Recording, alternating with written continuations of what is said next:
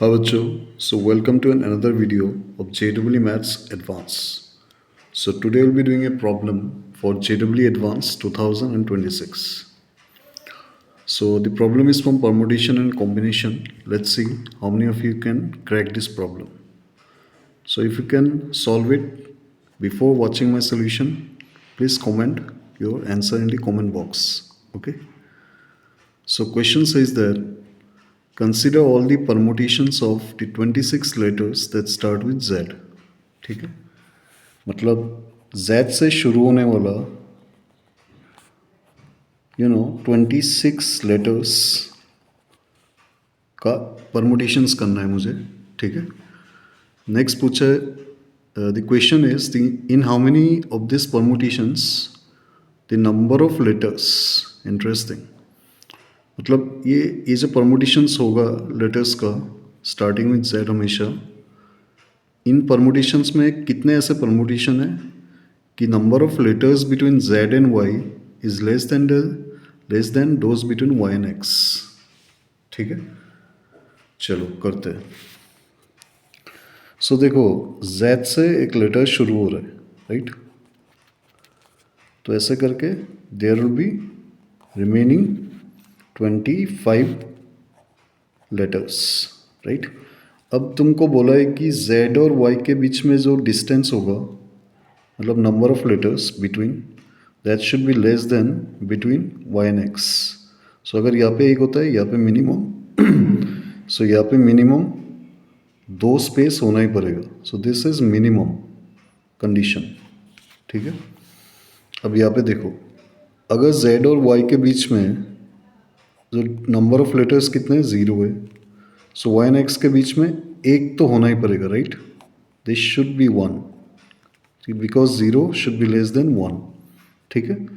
सो यहाँ पे ये जो लेटर्स है, यहाँ पे कितने लेटर्स बाकी रह गए, 1 2 3 चले गए, तो 26 में 23 लेटर्स रह गए, राइट. सो इस केस के लिए 23 लेटर्स का अरेंजमेंट होगा. क्यों होगा?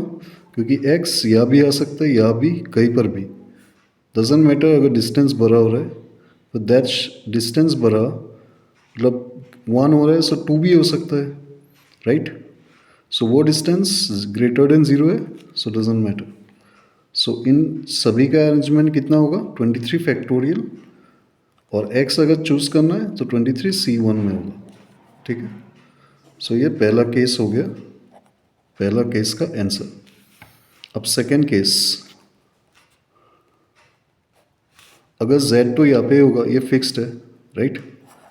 और y का इन दोनों में मान लो एक लेटर आ गया. ठीक है.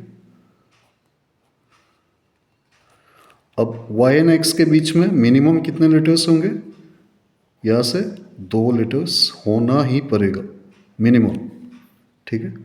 सो यहाँ पे कितना लेटर्स, x से शुरू होके कितना लेटर्स आ रहे हैं, यहाँ पे 5 लेटर्स जा चुका है. सो 21 C में 1 करना है, राइट. मतलब 21 में से कोई एक को बैठाना है, x को बेसिकली, और बाकी का अरेंजमेंट यहाँ तक ही होगा जो 23 फैक्टोरियल होगा, राइट.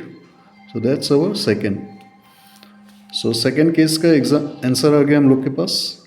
अब ऐसे कंटिन्यू करोगे डिस्टेंस को बड़ा बड़ा करके, सो जो लास्ट आंसर रहेगा वो 1C1 इंटू 23 फैक्टोरियल होगा, right. Now we add all this cases. Okay. So हम लोग का जो फाइनल आंसर होगा 23 फैक्टोरियल हर जगह कॉमन है, राइट. और बाकी रह गया 23C1 21C1. सो 23 प्लस 21, 2 का गैप है, प्लस 19 प्लस 17 अप टू 1. ठीक है. So this is nothing but an arithmetic progression.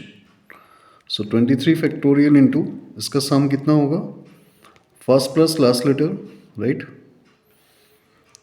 मतलब नंबर ऑफ लेटर्स कितने हैं, 1 से 23 तक. If you count it, so you can count here also, 1 3 7 9 11 13 15 17 19 23, 10 letters है. सो 10/2 होगा, and first plus last digit, that is 24. सो ये 120 आ रहा है, ठीक है। सो 23 फैक्टोरियल इंटू 120।